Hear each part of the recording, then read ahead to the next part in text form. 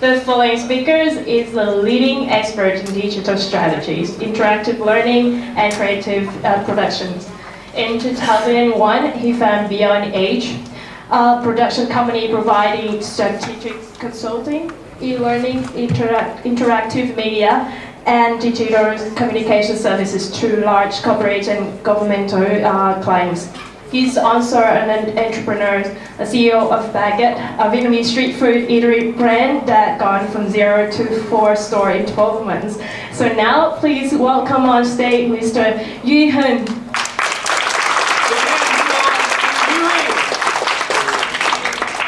Thank you very much. All right. I'm just going to go and find some slides. Does this work? Does this work? Can you hear me? Yes. Okay. Oh, that's actually a little bit better. The cameras are good there. Okay. So how many people are interested in starting up a business? Put your hands up. Okay. Quite a good number. Okay. Well, I was a little bit hesitant to come and talk today because I don't usually like to talk about myself. If you ask me to talk about instructional design or how to make a banh mi or how to make a TV series, then yeah, I've got something to talk about. But what's important to you guys today? Like, what do you really want to get out of today? You people that put your hand up on startups. Sorry. What's important to you today? Actually, I'm looking. You can say it. Okay. Actually, I'm coming here today to hear more about the experience from the people who did the startup already, because I'm looking to work in a private. I'm looking the way to building my own company, also like to work in organization outside. Okay, great. All right. So, entrepreneurship. So the way that I see entrepreneurship, or at least my journey, is that I haven't had a real job for 20 years. At the age of 20, I was working for agencies and digital agencies, and I was on a 6-figure salary very early on in my career. So that was a really difficult comfort level to take yourself out of. So for you who want to start your own businesses, it's important that, I guess, at some point you make a decision to break out of your comfort zone and do something that is what you're going to be really excited about. So at the age of 20, I woke up at 5 a.m. It was dark before I left the house. I stayed at work until 9 p.m. to do conference calls with London. And by the time I got home, it was way late and dark. So my life was, happened in that 6 hours of where I actually got a little bit of sleep. So that was the reality of working in corporate world for me.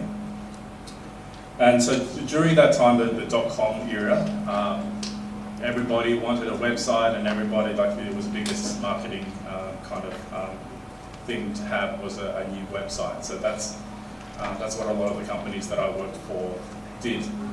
And back then, Beyondedge, I started because I thought, well, you know what, I could do this myself.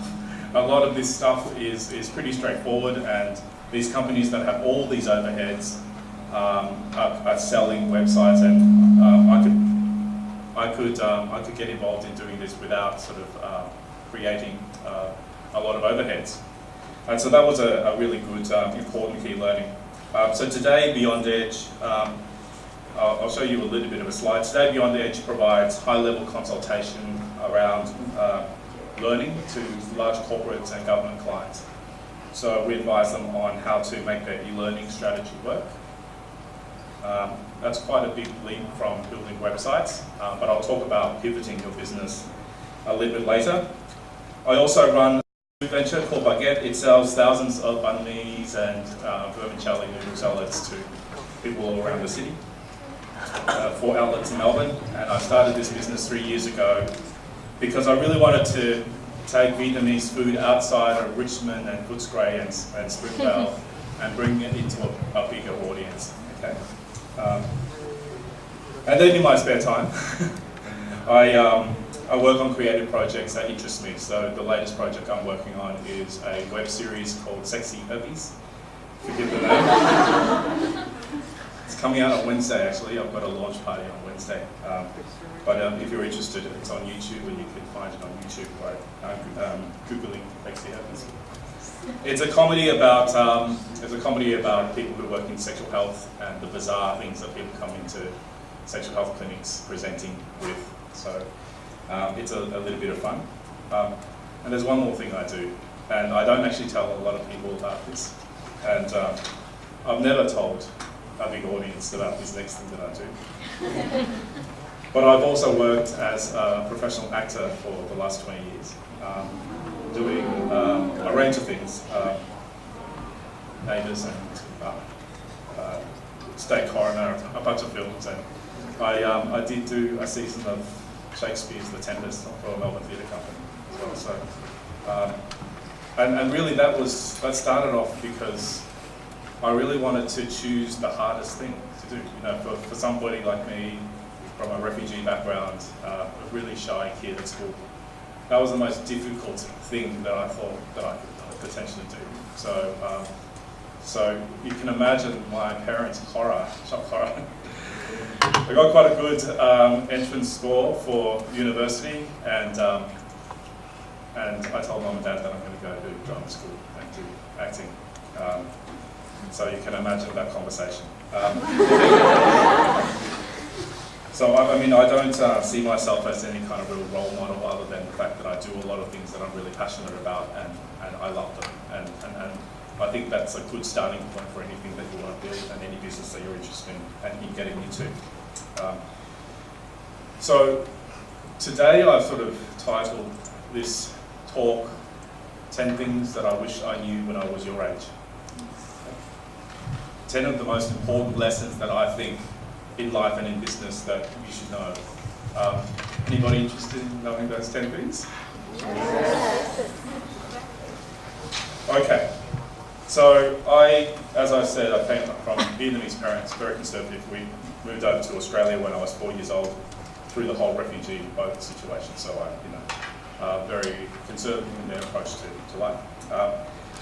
And so, I mean, my biggest first thing that I want you to really do is to really listen to yourself. This is a really hard lesson that I've had to learn myself, and to trust yourself. There's everything around you, you're going to have a lot of opinions, and particularly with Asian parents, you know Asian parents. There's this cacophony of different opinions about what you should do with your life, and it's really important that you stop and you ask yourself what you want. So what do you want? What do you want to achieve out of life? It's not what would be best for me, what would make me the most money. What do you want? What do you want to do? So, when you get on a plane and they tell you the oxygen mask drops from the top, they also tell you to fit your own mask before you fit somebody else's mask, right? So you've got to be happy before you can make anybody else happy.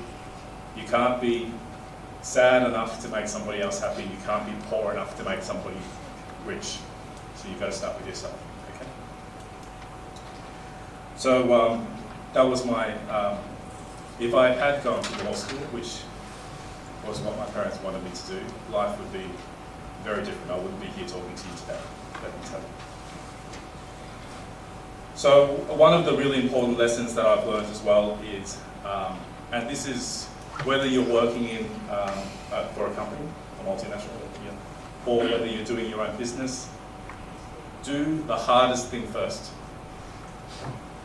What do I mean by that? So going to drama school, do the hardest thing first. It's easy to go to law school later on if I wanted to do law. I wanted to do drama because that was difficult for me. I actually don't tell people about the acting not because I'm embarrassed about it, but I'm not interested in the fame or the money side of it. I'm interested in because it puts me at a discomfort zone. Like putting yourself out of your comfort zone is really important. So do that hardest thing first. When I get up in the morning, I do my to-do list for the day. I choose the hardest thing to do first. And that's a really good discipline to do because you know why?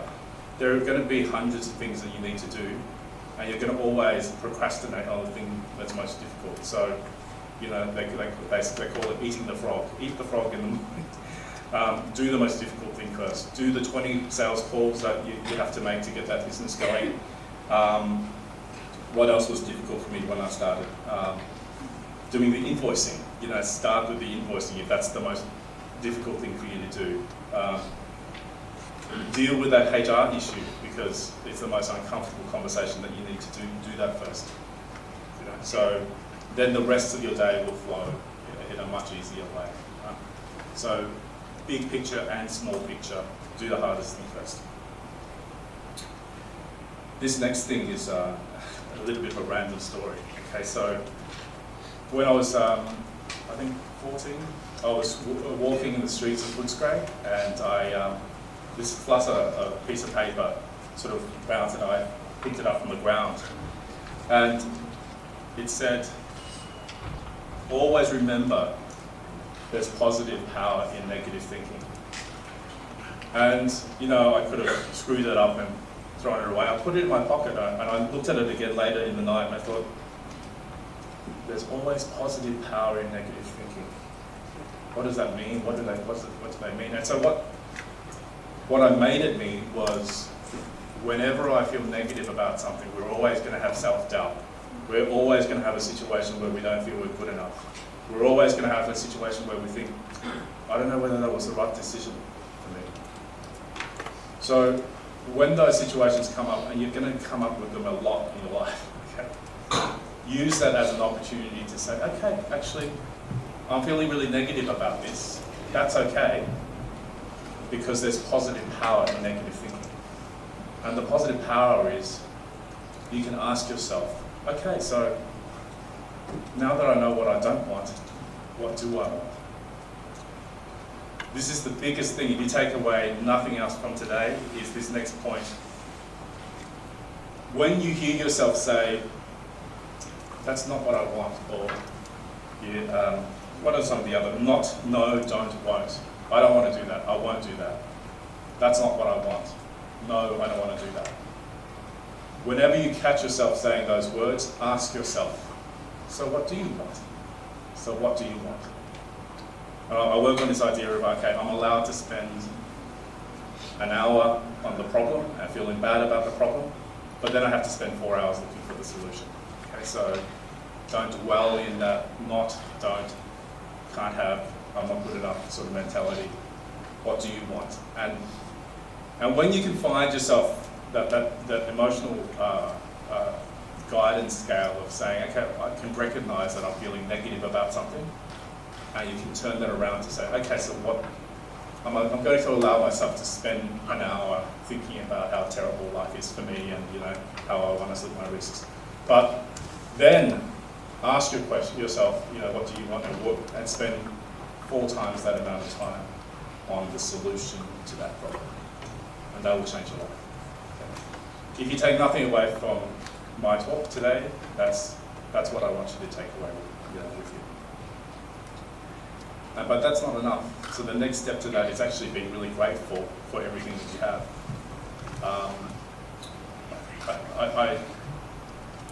I remember being a 4-year-old kid in a refugee camp, and the food came, and there was maggots and insects and all sorts of shit inside this pail of food that all of the refugees on the camp had to share, right? And all I remember is just being really grateful for the little bowl of rice that I got that day. So it didn't matter that we were in a camp. It didn't matter that we didn't know where we were going to end up. It didn't matter whether we knew whether we were going to get out of there. Right?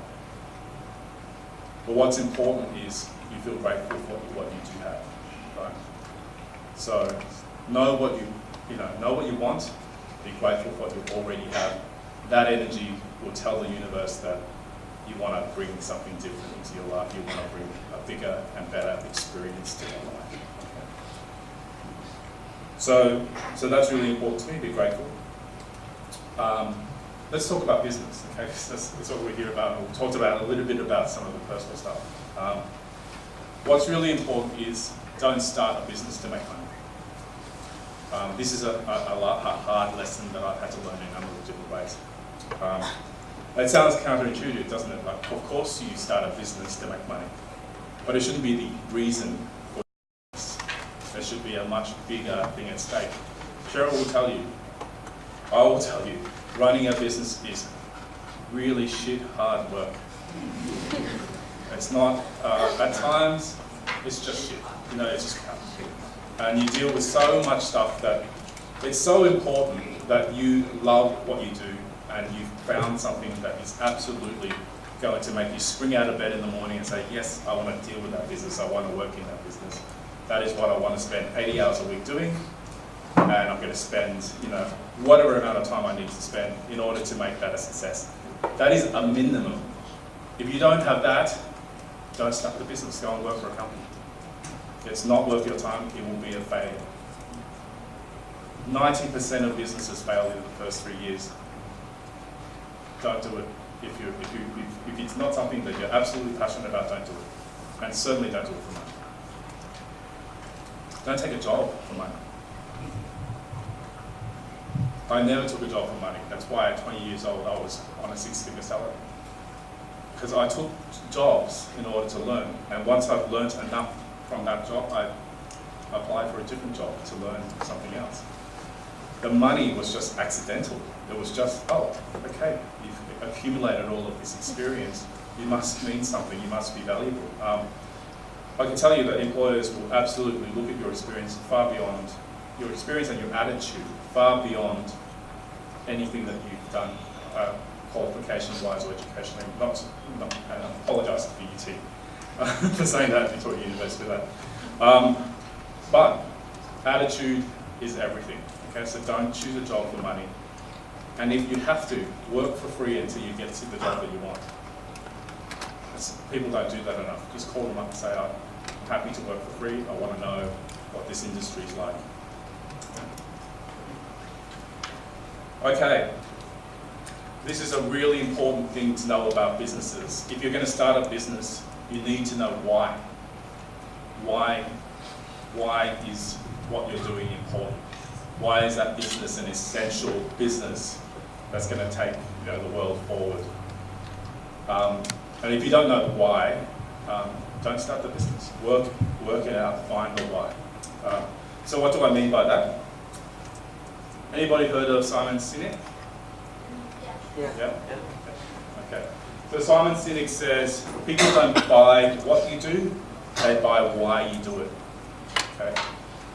So, I'll just find my little example here.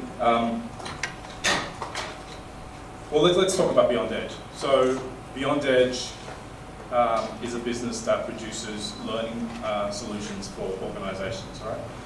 So, if I called you up as the client and I said, look, I'm calling from Beyondedge, we build e-learning programs that help you train your staff. Can I come in and see you? Okay. Well, let's go to the how. Okay. So I'm from Beyondedge. We build e-learning programs by putting really good instruction design into our courses to make sure that learners really engage with the work. Is that better? Better. Okay, right. So let's go to the how, why, which is the target that you want to actually speak to. Right? The why is, we know how critical your business is and how important it is to get your cultural and business knowledge to your staff. But e-learning is so boring. Beyondedge specialises in making e-learning exciting and engaging and effective. So the why is much more important. Okay? So let's look at baguette. Baguette makes banh mi and rice paper rolls. Starting with the why is that our family have been passionate about making banh mi since my grandmother sold her first house-made baguette rolls on the banks of the Mekong Delta. We want to keep true to her legacy and her recipes by bringing authentic banh mi to you. Okay? So that's the why. The what is, we make banh mi. It's good for lunch. Come and have it for lunch. So it's really important that you work on the why of your business, because that's what people buy. It's not what you do. It's important to start a conversation with a staff member or colleague with the why. Even when I speak to my staff at Beyondedge and I tell them, okay, well, I need you to clean down that, I need you to clean down the spill on the floor. I wouldn't say, clean that up, because just go and clean that up. I would tell them, okay, the why is, it's really important that the safety aspect of our organisation is looked after, and I want to make sure that you guys are safe. Would you mind addressing that issue? So always start with the why in all of your conversations with anybody, whenever you're trying to persuade them to anything. Yeah? I deal with that with the shareholders, I deal with that with my management staff. It's always about starting with why is that important before the what. The how and then the what. Does that make sense? Mm-hmm. Okay, so this one's really important. Do not start a business until you understand what the business model is. If I could turn back in time, I would start with working out my business model from this point onwards. Until you've sort of worked out what your business model is, don't start it. Does anybody know what a business model is? Any ideas? Yeah? Go ahead, tell us. Huh? Okay. I thought you were volunteering. That's okay. All right. So a business model is how do you create value from the business idea that you're creating? Okay.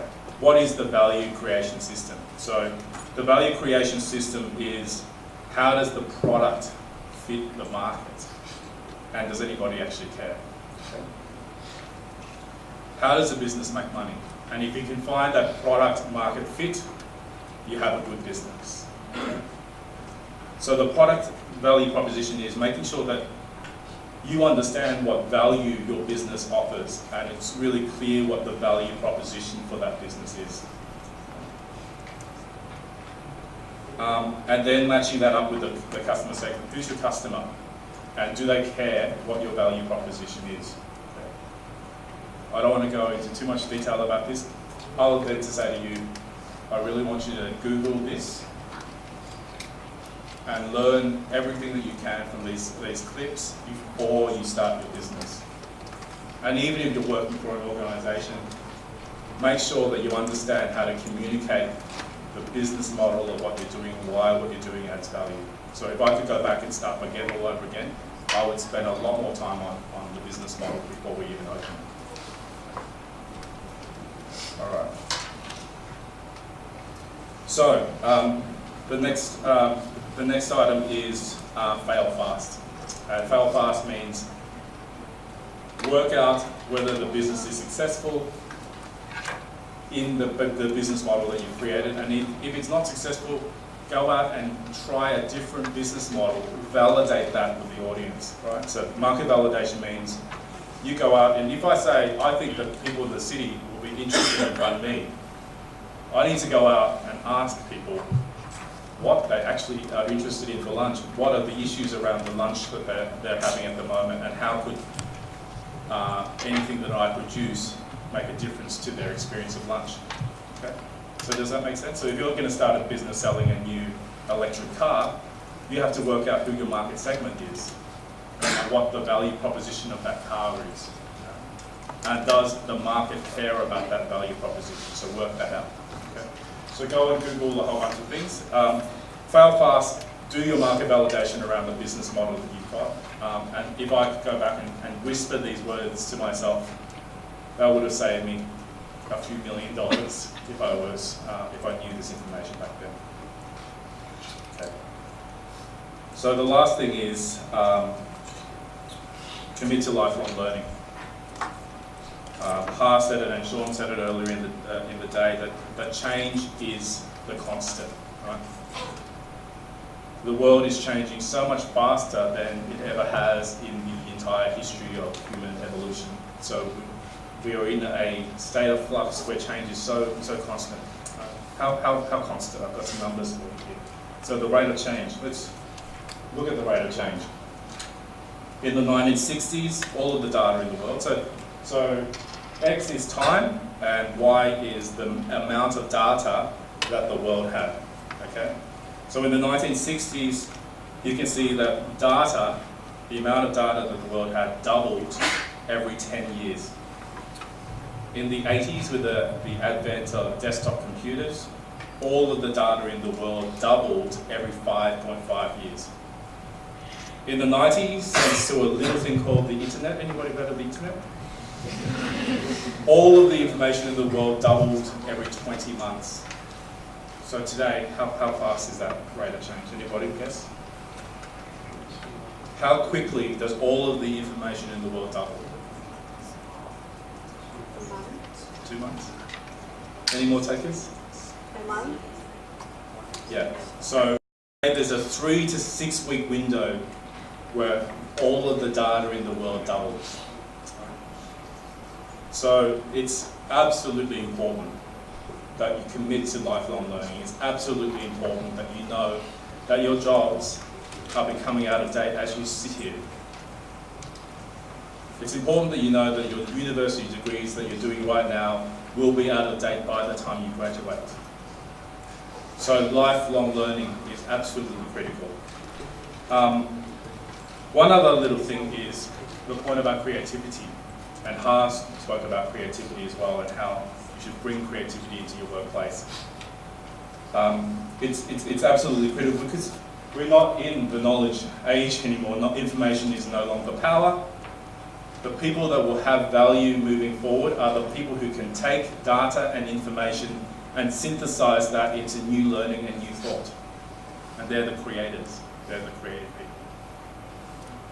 So what's a practical way you can do that? Find ways that you can be creative on a daily basis. Find a thing that you do every week that is creative, that pushes you outside of your comfort zone. Always think, how else can I do this? Is my business model still relevant? I need to update and pivot my business model. Imagine if Beyondedge stuck with making websites for corporations. We would have zero work, at this point. We had to pivot to a business model that was very clear about who the market segment was. We always said that we wanted to work with the top companies in Australia.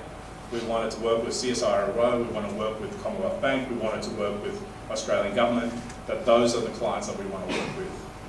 And that they care about the value proposition that we have, which is about making learning really interactive and really effective. Right? So that's what that's the 10 things I wanted you to take away with. And that concludes my talk.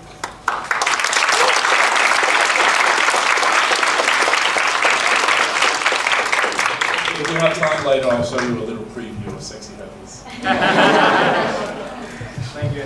Thank you.